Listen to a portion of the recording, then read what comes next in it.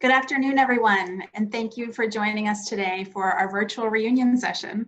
My name is Lauren Watchkin, and I'm the director of MIT Sloan's Alumni Experience team in the Office of External Relations. Welcome to your virtual reunion. We're excited to spend the next hour with you, and we'll be collecting questions throughout the sessions for the speakers in the Q&A panel in the Zoom box.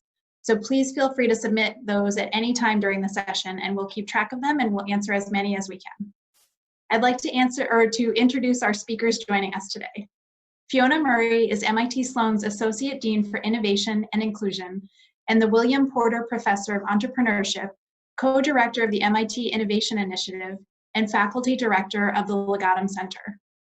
Joining her is colleague Phil Budden, who is a senior lecturer of technological innovation, entrepreneurship, and strategic management. Thank you both so much for joining us today. And with that, I'll let them take it away. Well, thank you very much, Lauren. We appreciate your kind introduction.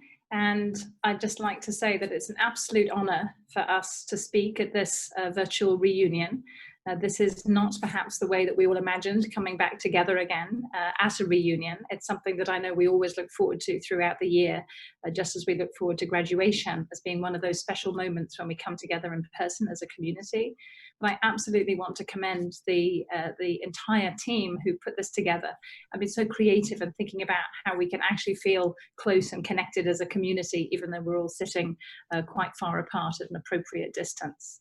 And I also want to thank my colleague, Dr. Phil Budden, for joining me for this session that we're about to start on crisis innovation. Before I begin, Phil, any words from you?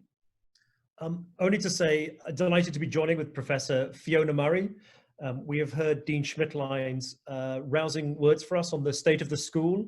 It's amazing what people have been able to do in this particular crisis. And we want to share some observations about this innovation in a crisis, both lessons today, solutions from today, and lessons for tomorrow. And with that, I think, Phil, you're going to start the presentation. I will call it up straight away.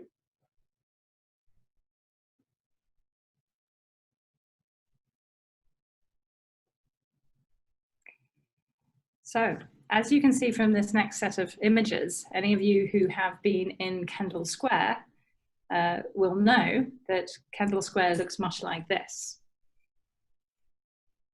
So Phil, I think it's your turn to change the slide. Thank you. So with the world in lockdown, Kendall Square actually does look like something of a ghost town. It's much quieter than we've ever seen it. And it's an extraordinary moment to come and walk around Kendall Square as I have done recently. And really think about what has come of our vibrant innovation ecosystem, and to try to understand what the role is of these innovation ecosystems around the world to our innovation economy, not only today in this time of crisis, but also in the recovery and then in the coming period of economic growth. But before we can really answer that question, we probably need to step back and really ask the question why innovation ecosystems have, in the last several decades, and frankly, really from the beginning of the first industrial revolution, been so critical to our innovation economy. Because we know they're a really important phenomenon as we try to think about what it is that drives economic and social growth. So when we actually look to the last recession, and we really try to think about and understand what happened in the 2008 recession, it actually turns out if you start to look at job creation and you start to think about where the recovery came from, there's an absolutely critical role for entrepreneurs and their new ventures. If you look at this chart, what this chart is basically showing you is net job growth from the period of 2001 all the way through to the whole decade to 2010. And what you can see in the dark blue bars is actually the job growth from young firms versus the job growth, or in fact, because it's below the line and negative, from old firms. And what this shows us is that even when the total number of jobs in the economy were really being lost in the recession, it was very much the new young companies that were creating the jobs. They were creating the jobs of the future, and they were creating the companies and the jobs that were going to lead us out of the recession. Now, what that tells us is that we really need to think about the conditions that foster these sorts of startups. But to understand that, we need to really understand what types of startups we're talking about. And so we know, and those of you that have taken our classes know, that we make this, I think, important distinction, that among startups, they're not all equal. And it was really the innovation-driven enterprises backed by risk capital investors and risk capital providers that had the most impact on job creation, that took us out of that difficult period into the period of economic growth that we've had up until very recently. And so we make this distinction between the small and medium-sized enterprises that are, of course, the backbone of the economy, that are the place where many people have their being, have their livelihoods, but also these innovation-driven enterprises. And these innovation-driven enterprises are always ones whose comparative and competitive advantage comes from innovation, from some new ideas. Those can be technologies, but they can also be business models and ways of working. They often have to, they need risk capital because they are taking important risk to be able to try to develop their products. But when they're successful, they create jobs, they create good jobs, and they have a really important multiplier effect, because for every one innovation-driven enterprise job, there's probably a multiplier of about 5 SME jobs. Certainly we know this from the work of people like Enrico Moretti and the Moretti multiplier. And so we set out to ask, really, what are the conditions that lead us to actually have significant numbers of these innovation-driven enterprises being created in our economy? And when we start to look at those IDEs, as we call them, we can see that they're actually highly, highly concentrated. And they're highly concentrated in particular regions. So we might iconically think of Silicon Valley and Kendall Square. And you can see in the map on the right-hand side of the United States that they are certainly concentrated on the east and west coast. They're concentrated in regions that support very dense sharing of resources and ideas, which are kind of magnets for talent and human capital and risk capital from all over the world. And we call those places innovation ecosystems. Now, we've seen, particularly in recent years, that this is not just an American phenomenon. We've seen these ecosystems really start to develop in other parts of the world, including in London, Berlin, Singapore, Tel Aviv, and elsewhere. But we certainly know that traditionally, these densely co-located places where we have innovators and entrepreneurs and this wealth of resources have been really, really powerful to driving the innovation economy. And so this led us to an approach to try to understand this so that we can help other regions build their own innovation ecosystems. So Phil, would you take us through our framework? Certainly. And this is a remarkable MIT Sloan framework. As a senior lecturer and a diplomat before that, I was always struck by this paradox. How come these innovation-driven enterprises are happening in some places on the planet and not in others? You know, it makes sense for the first industrial revolution. You want to be close to water and sheep for textiles, but why on earth are some places on the planet doing so well and others are not? And so I was delighted to be brought onto the faculty, and I'm delighted to share with you now a crystallization of their research into a very simple model, the 3S model. And it's a very powerful way of thinking about these innovation ecosystems. It helps us understand the real world phenomenon where we're seeing this kind of clustering and agglomeration. But, you know, as with MIT Sloan, generally, we're interested in ideas that matter. And here, this idea actually gives us a framework to make a difference in the real world. So what I'm going to do is briefly unpack this imagery here. 3 elements: stakeholders, system, and strategy. And this is MIT. You need to do the hard work of looking at the stakeholders and doing the system analysis before you can come to the strategy. We are not consultants. We cannot sell you some expensive strategy. We believe you actually have to do the homework to work out who are the stakeholders, to do some systems thinking around what's going on. And from that, you can determine what is the right strategy, because it will vary place by place, given the nature of stakeholders and system. So let me turn first to the system. This is itself represented in a simplified triangle. Starting at the base, we believe that the world's great innovation ecosystems have strong foundational institutions. Now, it's often easy to overlook these. These are boring things like intellectual property protection, rule of law, financial stability, and you can ignore them if you're in a country that's basically got those right. But as we've discovered from our work globally, in places where this is not the case, whether it's in Latin America, Middle East, Sub-Saharan Africa, Southeast Asia, it's much harder to have this kind of innovation-driven entrepreneurship if you don't have those. So they're often taken for granted, but we think it's the absolute foundation. Above that are two capacities, and this is one of the great MIT insights here, that there are two elements to this innovation-driven entrepreneurship. One is a capacity for innovation, which is about new to the world ideas and innovation. It's sort of the science and research end of things. But the other side is entrepreneurship capacity. This is actually the ability to create those new to the world enterprises, to execute on the good ideas. And so many places in the world have one or the other. They're either very good at science and research, they fancy themselves a science superpower. Others are very good and very entrepreneurial. We've seen regions from around the world that we've worked with in our Sloan program called REAP, who are very good at entrepreneurial, but it's not tied into the innovative capacity. So it's the two coming together, and especially the way they interact, that makes a difference. And ultimately, we believe in clusters and agglomeration. You need to think about your comparative advantage. It's hard for everywhere in the world to suddenly be a biotech cluster. And ultimately, it's for each place and each region to determine what is the impact that they want to have. So that's our simple system model. But behind this, which we've taught now for coming up on a decade in a variety of programs, we've found this worked around the world in regions across the United States. So this seems to be casting some sort of light on what happens and also how to behave. The other element is the stakeholders. Now, turning to the 5 stakeholder model, you'll recognize some of these. We've long thought about the governments and the corporates, the public and the private sectors, the military-industrial complex. In the late 20th century, academics added the university. They thought the entrepreneurial university, modeled on MIT, could add something, and they were very proud of their triple helix.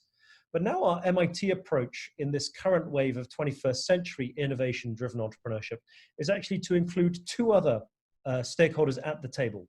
The entrepreneur, the one who is creating the enterprises of the future, and the risk capital providers, not just VCs, but a whole spectrum of venture funders who are actually creating these new enterprises. And we believe you need to have all 5 stakeholders at the table.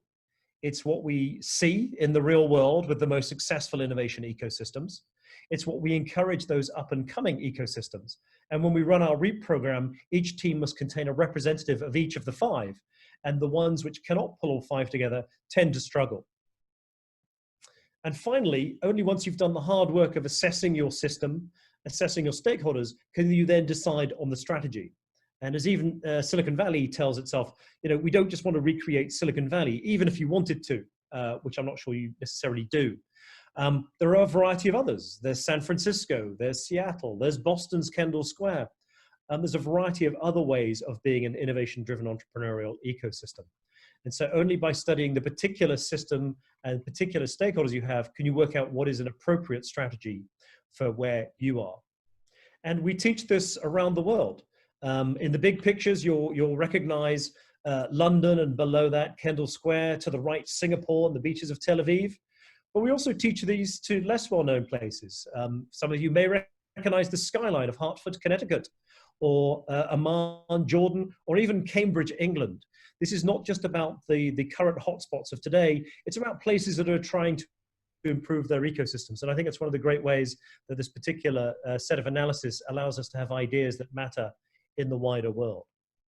So having introduced that system, can I turn back to you now, Professor? Yes, so we've really wanted to ask the question that in this moment that really needs crisis innovation or innovation in response to the crisis, what have these innovation ecosystems contributed? Can they contribute when, as I showed you at the very beginning, they do seem to look like ghost towns? And so it's really important, I think, for us to ask the question.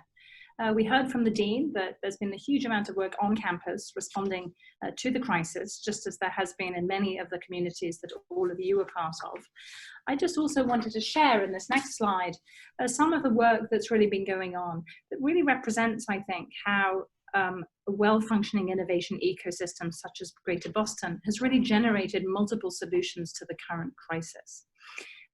In fact, when this crisis began, there was such an outpouring of enthusiasm to start to focus very, very rapidly on problem solving, very rapidly on ideas made to matter, that the innovation initiative within MIT immediately stood up our COVID Rapid Innovation Dashboard. Rather than add another event or another hackathon, what we decided to do was really try to bring the community together so that people would be aware of the different work that every individual was doing, and try to make sure that the whole was greater than the sum of the parts on campus. And there have been other efforts to do that, to really try and channel and galvanize the kinds of activities. And you will find those both in the MIT community, but in particular IDE entrepreneurs really focused on vaccines. We've already heard the Dean mention Moderna, focused on virus testing. So Sherlock Biosciences very, very rapidly spun out of MIT and Harvard, focused on using CRISPR, new methodology for virus detection. Companies like E25 Bio and collaborations between Harvard and scientists in China focused on antibody testing. And of course, the work around ventilators and PPEs. So very rapidly, you can see a place like Boston absolutely making contributions. This is not to say that other places around the world aren't doing extraordinary work. But I think that there are three lessons that we can take away from the work that's been happening in the Greater Boston ecosystem. Particularly, we look at the lessons from today's healthcare crisis, just read through our framework. And so the first thing is a point about stakeholders. Because we already have a very connected community, those different stakeholders have been able to come together incredibly rapidly. There's a strong social fabric of trust, and there's a really strong innovation culture that has allowed IDEs like Moderna, like E25 Bio, like BioBot Analytics, whom I'll mention in a moment, really come together, work with their risk capital providers, with the government, with other stakeholders in a very rapid way. The dashboard that the Innovation Initiative created was simply a representation of that connected community. It was really there just to try and reduce some of the frictions and really provide the information that everybody needed. Secondly, we saw what I would call really committed capacity. So our system was able to very rapidly leverage the existing investments that we already had in both innovation capacity and entrepreneurial capacity, and really turn them very rapidly towards essential needs. So for example, the Broad Institute taking its extraordinary sequencing and PCR expertise and turning it from a research focus really into a rapid testing focus. Local companies with their facilities like Gillette turning very, very rapidly to making manufacturing PPEs, and even MIT's own makerspaces. As you'll know, through our Manners program, we have an enormous number of connected makerspaces across campus. We were very quickly able to turn those towards making PPEs, but to do so in a way that had the right sorts of specifications, that were designed in a way that could actually meet the needs meaningfully. Similarly, with Sloan, our deep expertise in operations research and analytics was something that we could then very rapidly, under the leadership of Professor Dimitri Bertsimas, turn that expertise towards hospitals and nursing homes, both in Boston, but also working with our alum Barry Stein down in Hartford at his hospital system. We were able to take that committed capacity, those system investments that we've been making over the years, and really shift them rapidly. And I think the thing that drove that ability to shift rapidly is this third piece, is this sense of common purpose. Our strategy was clear and focused. Because the crisis was immediate and real and right in front of us, we were really able to focus rapidly, we were able to reduce the friction, and we were able to basically turn everybody's attention, bring the stakeholders together with this sense of common purpose. And so for innovation, we've learned those three things, and we know that those three things happen particularly effectively in well-functioning innovation ecosystems. Let me just give you one example, just to be really concrete about it. And this is this very interesting company, BioBot Analytics. This is an MIT spin-out with two tremendous co-founders, Dr. Mariana Matus and her colleague Nusha. They're basically doing extraordinarily interesting work, which is focused on testing sewage systems. They had spun out of MIT with some particular technology that allowed them to test for particular substances in sewage, and they had mostly been working on the opioid crisis and using their technology that way. They quite quickly recognized that they could use their approach to actually test for the presence of COVID in our sewage, and they could therefore use that to do almost population level analysis of the number of people who were likely to be infected and where the hotspots were in our communities. But it was really only because they're in this very connected community that they were able to work with their risk capital providers, the engine among them. They were able to connect up back to the university, to MIT, and to a global university network to start to validate their approach. And then they were able to connect to that other really important stakeholder, the government, to be able to start to work with state governments on using their methodology. And so for me, at least, they are a perfect microcosm of what we've seen with quite a number of our IDEs in this connected community, is this ability to very rapidly bring together the key stakeholders so that they could make a difference quickly in response to this crisis. But I think the more difficult challenge is how these innovation ecosystems will then be able to contribute to this next phase of recovery. So with that in mind, Phil, back over to you. Thank you. And I think this is a very important phase to start to look to as people start to emerge from the lockdown. I know that participants, both live now and probably those listening to this recording later, are scattered around the world. So it'll be people emerging at different times in different places, but the world is starting to come back. So we've been through the medical crisis. It's not over. We do not have the vaccine. People are working hard on that. But I think we're also starting to realize now that we are going to be facing an economic and a social recovery that is going to be hard. And I think the lesson from the recovery 10 years ago and the one 10 years before that is the recovery is not even. It's going to be some places are going to bounce back more effectively. Some companies are going to have better prospects coming back. So just as the innovation ecosystem approach, I think, had valuable insights for the immediate medical crisis, I think it also has insights as we start to consider the recovery that will come and also how we can shape it to be more inclusive and a more sustainable economic and social recovery. And this is not just a United States or British or Western phenomenon. Here we've got an African initiative to actually pull people together to think proactively about how the recovery in Africa should be. Bottom right, we've got Silicon Valley realizing there's a role for a variety of players. It's no longer just, government get out of the way. It really is all five stakeholders needing to come together. And that's probably going to be true of the region that you're in, because otherwise the recovery left to itself will not be even. And so how leadership is shown in these areas, no matter which stakeholder group you're in, will be one of the determining factors. So to draw on our 3S approach, we think this is very important as we consider the recovery. First, on the stakeholders, making sure that the community is connected, and we hear from a variety of voices. One thing we've seen from an innovation perspective is it's been very easy for governments to support the existing businesses, whether it's the large corporations with their government affairs offices or small and medium-sized enterprises through something like the Small Business Administration. They have fairly well established tracks to make sure that they get supported by the government. I think one of the challenges going forward is to make sure that this other subset of startups, the innovation-driven enterprises that make a difference, we want to make sure that those voices are heard. And that's both the entrepreneurs and also their risk capital providers, who often have a portfolio approach to these companies. Back in 2010, as we were coming out of the crisis, there were two particular startups which we've heard more about recently, one of which is Zoom.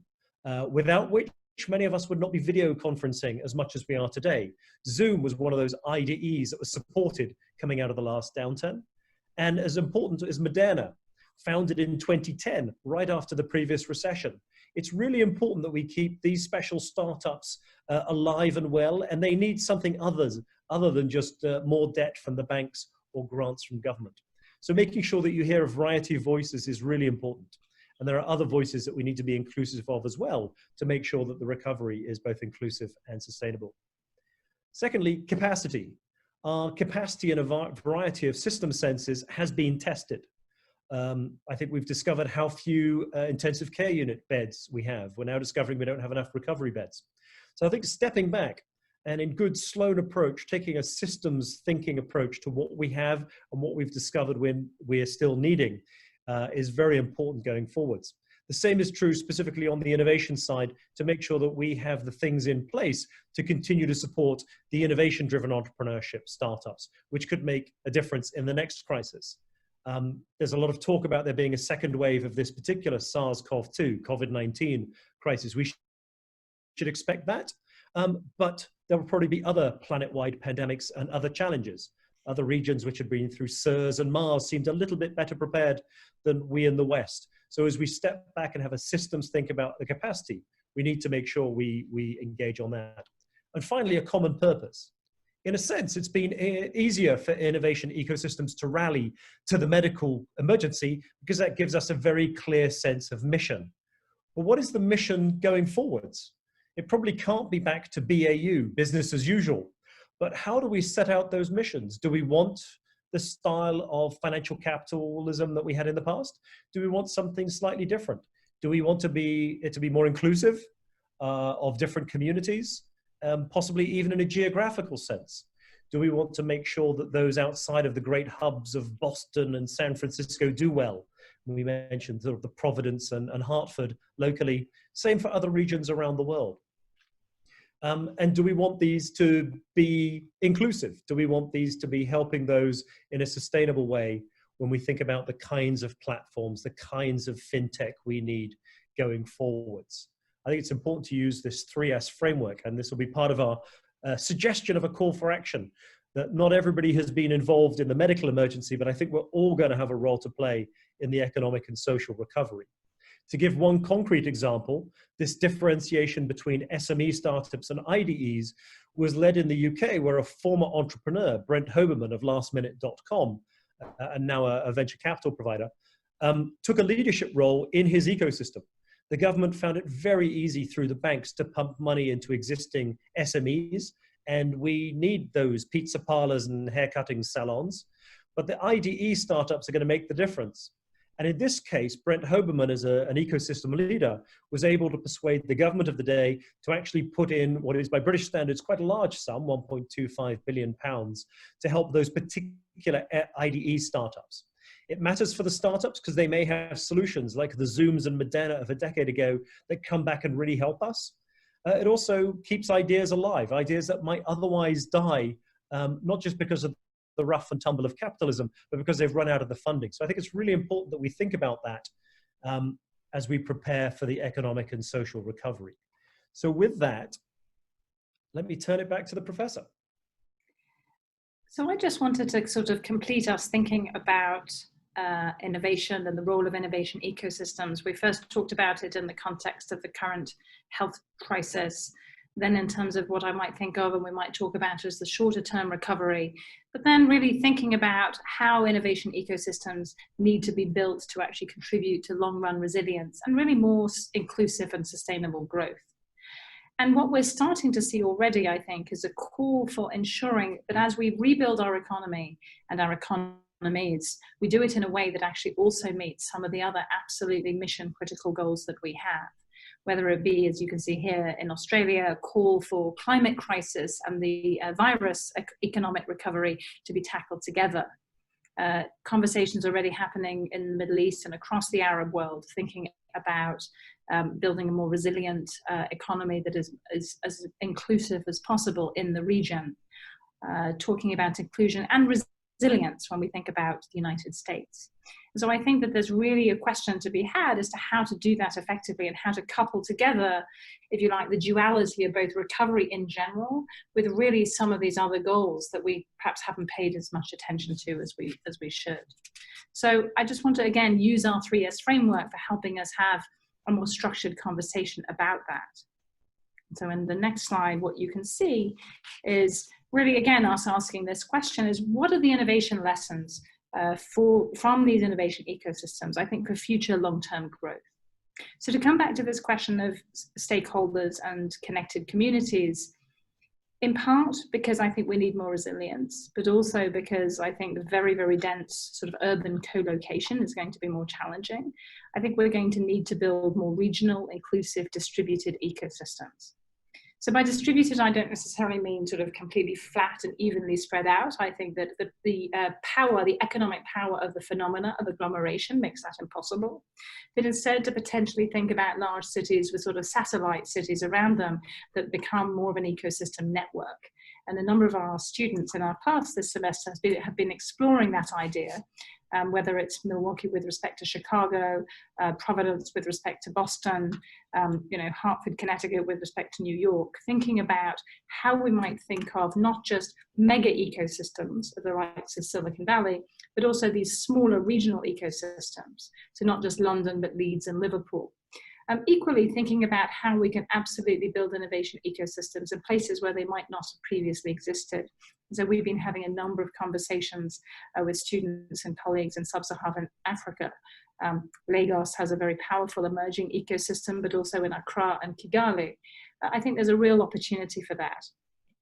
But what that means is that this issue of committed capacity is as important as ever.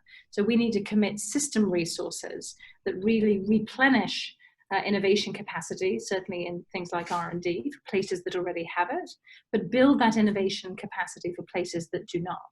And how we do that in places that don't traditionally have, a very, very deep science base in a way that is effective and appropriate, I think is actually a big and important question for us to think about going forward. And we also need to build and rebuild and recommit to the sort of entrepreneurial capacity, whether it's funding for new ventures, new sorts of risk capital methods that actually focus risk capital on the important missions and challenges that lie ahead of us. And thirdly, we need to really understand our common purpose. And I think as communities, we will need to debate the strategies that we want to put into place and have those strategies be focused on building ecosystems who are really rallied around particular missions and challenges. And those challenges can relate to inclusion and socioeconomic inclusion. They can also relate to sustainable and clean growth. They can relate to resilience in terms of cities and so on. And I think we're going to start to see a real overlap between the sorts of missions, whether that be food security, energy security, national security, and the building of innovation ecosystems. And that confluence, I think, is actually going to be very powerful if we can really start to focus long-term growth in that particular way. So just to give you a very particular example, and it won't surprise you that again, given the extensive government work that Phil and I both do, that we're going to give you a British example, but we will need to emphasize, I think, resilient strategies for growth that really do emphasize smaller regional innovation ecosystems as well as larger ones. In the United Kingdom, this is referred to as the levelling up agenda, meaning how do we level up, bring up the regions that are distant from London, so that not all the wealth creation is highly, highly concentrated in London. The graph on the right is basically showing just the sort of sheer distribution, if you like, of wealth that can happen even in a reasonably small country. And so this question of how we build this network of small innovation ecosystems, I think is going to be very much on people's minds, and really does, I think, it demonstrates that rather than trying to think about just sort of spreading out innovation activity thinly across the whole economy, we're going to have to acknowledge agglomeration and the sort of powerful system dynamic force of these ecosystems, but think about them as these networks of regional ecosystems. And so for us, that really starts to answer the question that we started with, which is, what is the role of these innovation ecosystems? They may look like ghost towns, and yet in fact, they continue to be really connected communities. They're connected communities who have absolutely committed their capacity and resources, and that have done so with a shared purpose. And I think that gives us a vision of the kind of ecosystems we want going forward. And so as we move together from this period of crisis innovation towards first the recovery and then a more resilient and inclusive innovation ecosystems, I think it's really important just to remember that we need to bring everybody to the table.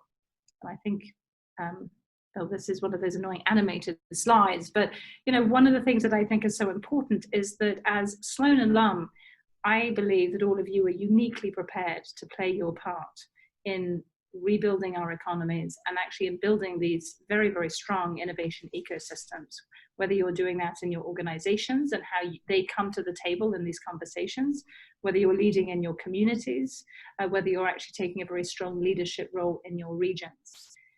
Because MIT thinks a lot about a better world, and because Sloan thinks about principled leadership, this is exactly the sorts of ways, I think, in which those leadership skills and expertise can be brought to bear, and where the sense of sort of one MIT and coming together as a community can absolutely make a difference. And so for us, there's something really important about the connection between those things. So we hope you'll follow up with us. Phil, I think you've got a few ways in which we might do that. Yes, and I see from the chatter not everybody can see the slides, so do not worry, we will share these with you afterwards. And so you don't need to try and scribble down these various connections, but I just want to tell you a couple of MIT Sloan ways of following up. First of which, you've heard us mention the REAP program, Regional Entrepreneurship Acceleration Program, founded by several faculty, and is now working with all of those regions on the map below. It's at reap.mit.edu. So that is an interactive map on the REAP website. So you can just go to that colored pin and click on it and see who from those various regions. Maybe there's a region near you. So that's one way of doing that. Secondly, in the bottom right, you heard that Professor Murray is also in charge of the MIT Legatum Center for Entrepreneurship and Development. That is particularly taking entrepreneurship to developing parts of the world, and with an excellent executive director there as well, has been connecting out, including that recent webinar with Jordan and the Middle East. And then finally, Fiona and I, through ExecEd, also provide some of these thinking, and we are, as everybody, doing more online. So our session at the end of July is going to be online, partly live. We'll do it in the American mornings, so those in the EMEA cone can hopefully pick us up in their afternoons. But we'll also be doing some asynchronous as higher education has to adapt. So there's Sloan Global Programs, ExecEd, and the Legatum Center. You can follow up with any of those. But also, you know, you did come to Sloan, you know about academics giving you stuff to study. So just a couple of things here. First of all, a fine NPR piece by Professor Fiona Murray on the need for innovation, especially in a crisis. That's one there. There's also another piece that was done for Connecticut NPR.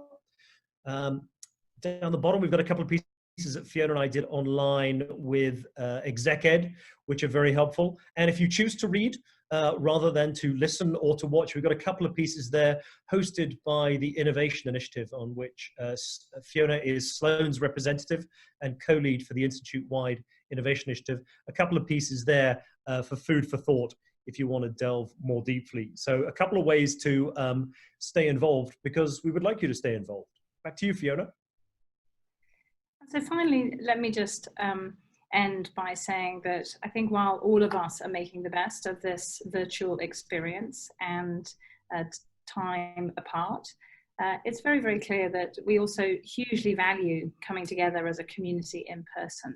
And so I hope that when it's safe to do so and the time is right, that you will absolutely come and visit us. And in particular, once our new innovation headquarters is open, which is the old MIT Press bookstore building, this building that used to look like a very large white 7-floor building, E38, right next to the Kendall Square tea stop. Now feels like rather a small building because it's dwarfed by 2 gigantic skyscrapers. But that is a new community space, as I say, referred to as the Innovation HQ, where we'll be co-located with admissions in the MIT Welcome Center and opposite the new home of the MIT Museum. That's going to be a space that's open to students and alumni and our wider community.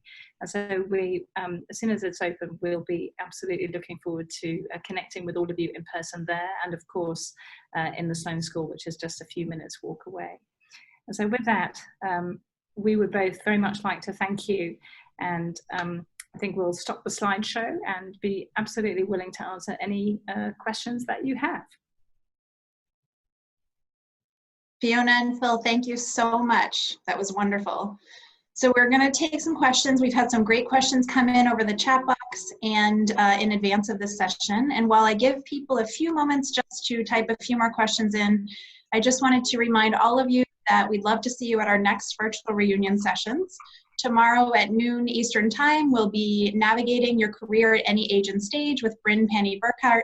And on Thursday at noon Eastern Time, the promise of a sustainable future with Jason J. and Roberto Rigobon. So we'd love to see you there. And with that, Fiona and Phil, you describe in your presentation the need for 5 categories of stakeholders in order to have a successful innovation ecosystem. Where do startup incubators or engines fit in, especially in a post-COVID world?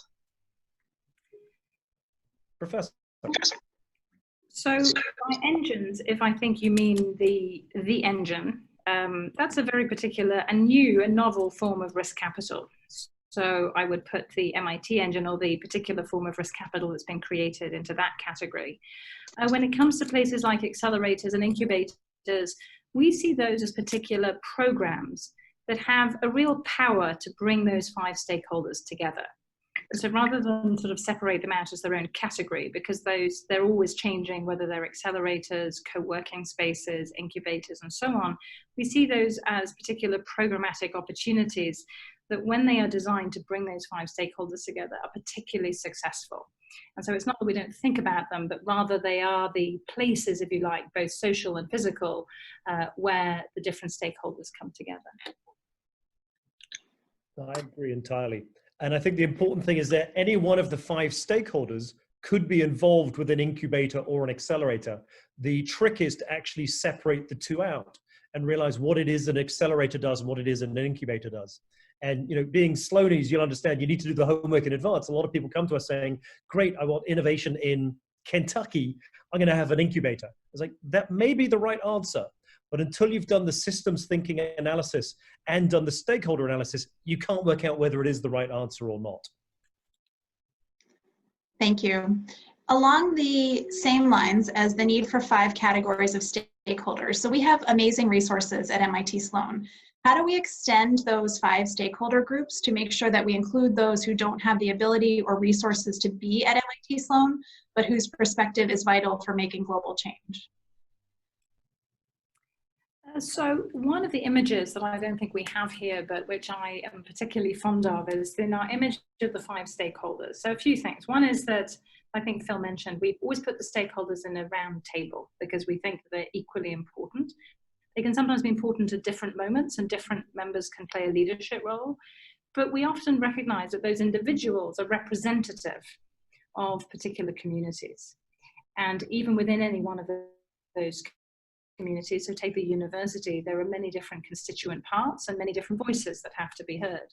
And I think a lot of the work of those at the table are to make sure that not only do they bring in the voices of others who are also, for example, part of education or the entrepreneurial community, but who perhaps don't feel as heard.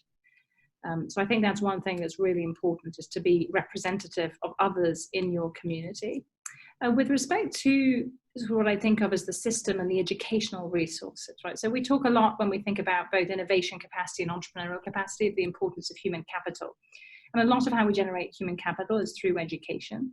One of the things I've been really struck by is the degree to which, because we've had to move online, how many and an increasing amount of online education opportunities are available. And so I think that there are some opportunities that we will be able to explore with increasing detail of how we can actually make some of this education much, much more globally available.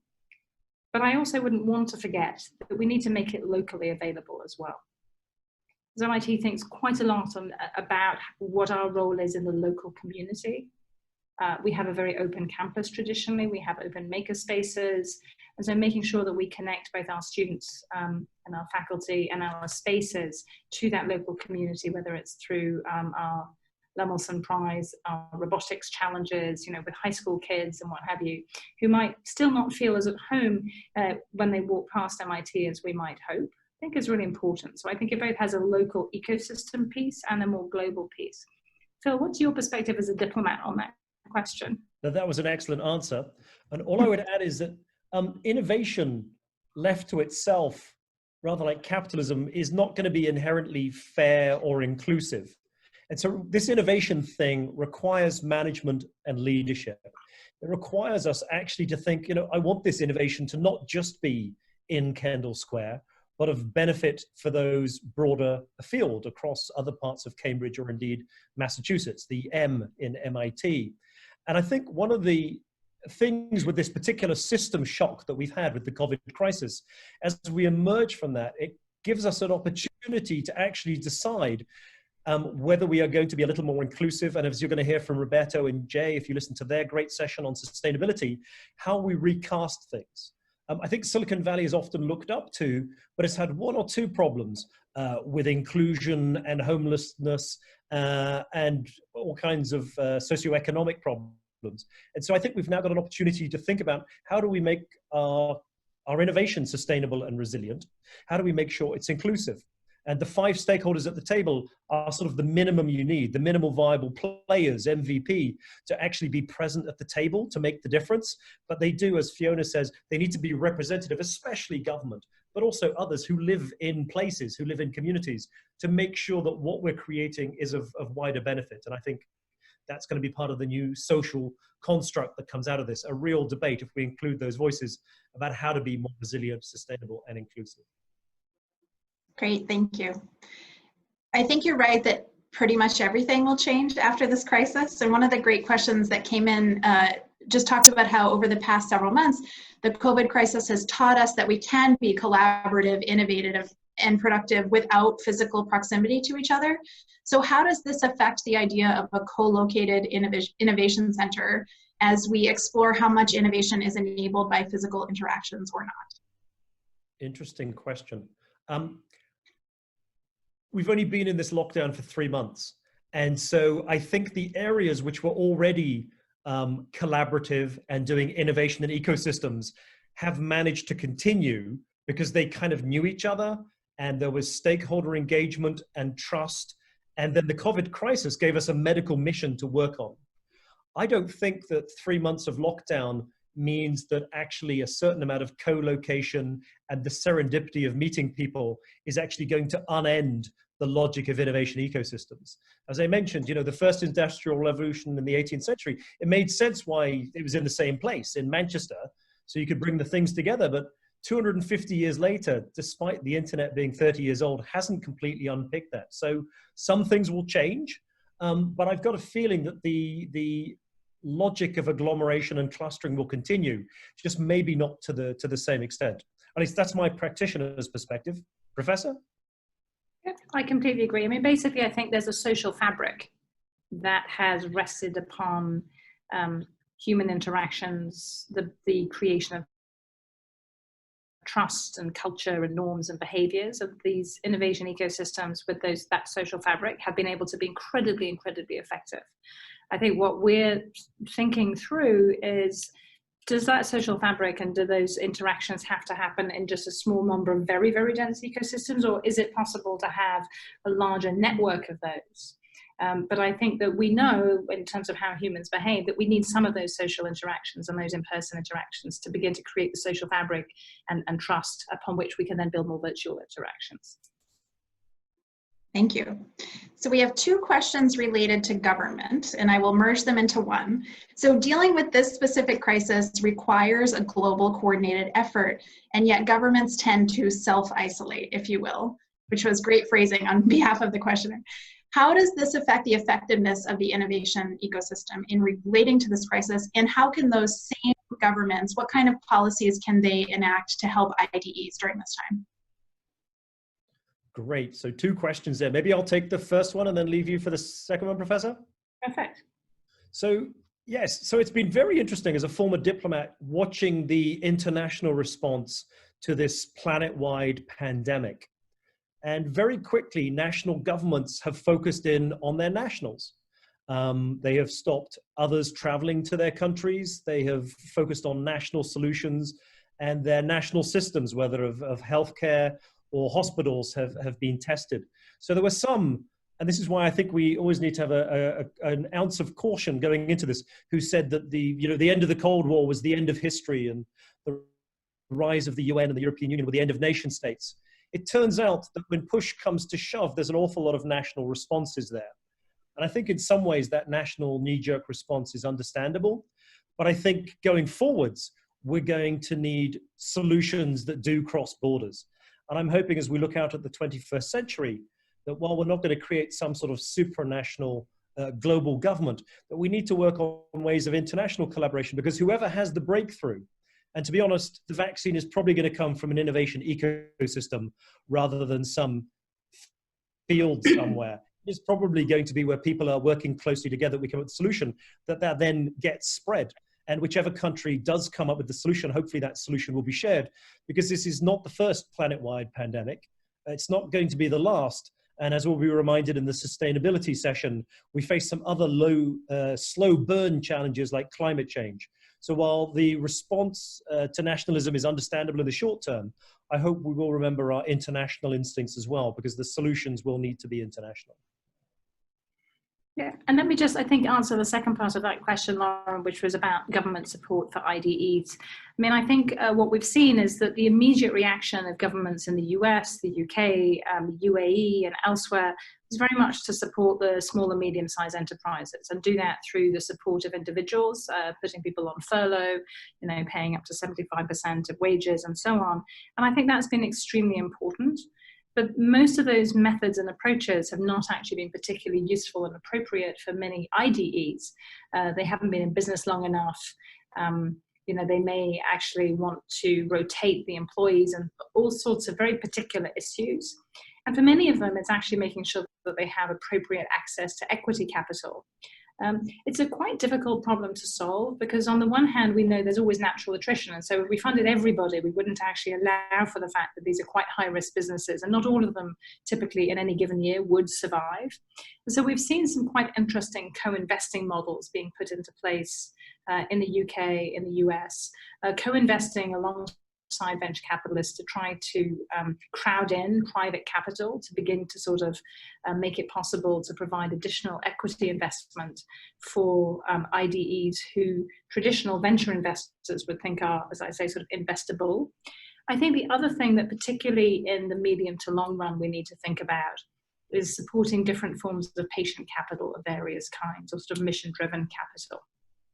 And whether that's something we need the private sector to do, as we're thinking about investments in companies that, both are economically viable and, for example, focus on energy security, but have significant climate change benefits, thinking about the mechanisms around patient capital and how we crowd in more of that, whether it be philanthropic or market rate, I think is an important set of challenges for us to think about.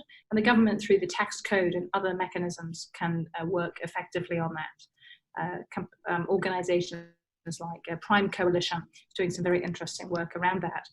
And I would also say that we need to look for examples, not just here in the US, but there's some very interesting examples around funding of IDEs that we're seeing coming out of Accra and Ghana, new experiments in trying to think about that in Singapore, in Dubai.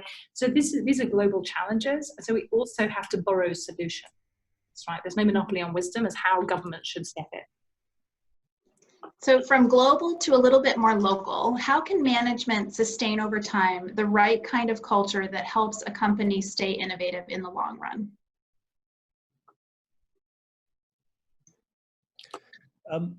Culture. Great question. And there's some wonderful work out of MIT Sloan, and we've just recently adapted some of the 3 lens work from Ed Schein and Roberto Rigobon onwards to look particularly at culture. The aphorism is that, culture eats strategy for breakfast. That's probably not quite right, but to just have a strategic design looked at through the cool, rational blue lens without understanding the culture is really important. And so one of the things we teach through Exec Ed is how to think about the culture of your organization. And I think one of the things that's going to come around with this system shock that we've had with COVID is I think this will shock a lot of organizations into having done things innovative in a crisis. And so one of the challenges for management is, what have you learned in the crisis, other than the fact you can do things through Zoom now quite a lot? How else do you maintain that sense of innovation, whether it's sort of big 10x innovation out at the frontier or just 10% incremental innovation?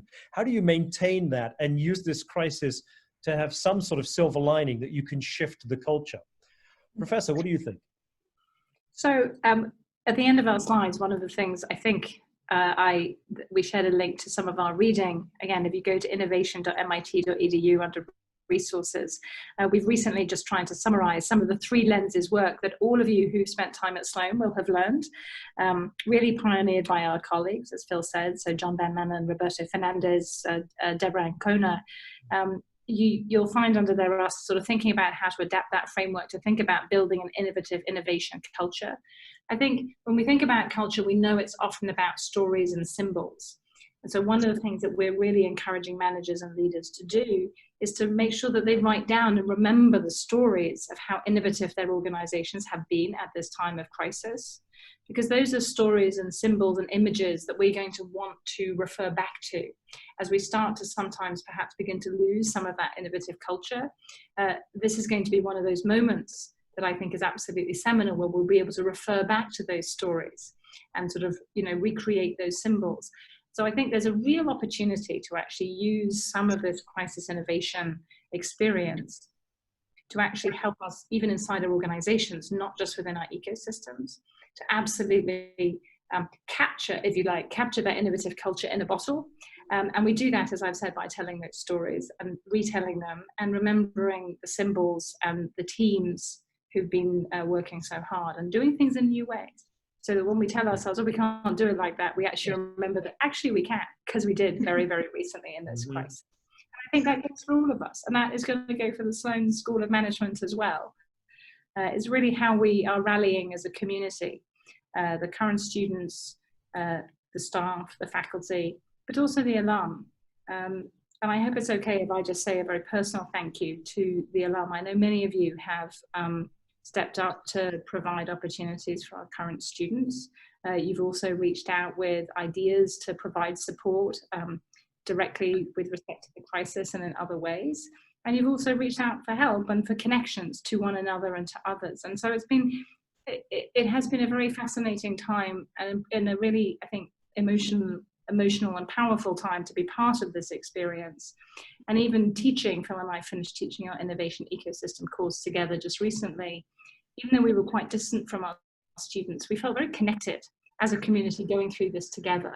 And so this has been, I think, and continues to be a time when we can really appreciate being part of this community. I would just add, people should feel free to continue to connect. I just sort of seen comments in there. If you have questions about REAP, why does India not have a team, just email me. And there's lots of dimensions to this coming challenge. The medical crisis has been awful. The coming economic and financial crisis is going to hit us in distinctive ways. And I think it's great that we have a session talking about Sloan alumni's careers. As we saw in the 2010 recession, a lot of large companies let people go. We had a lot of entrepreneurs who suddenly had to because there was no other option. And I think one of the good things about these Sloan connections is it's a community that can help each other.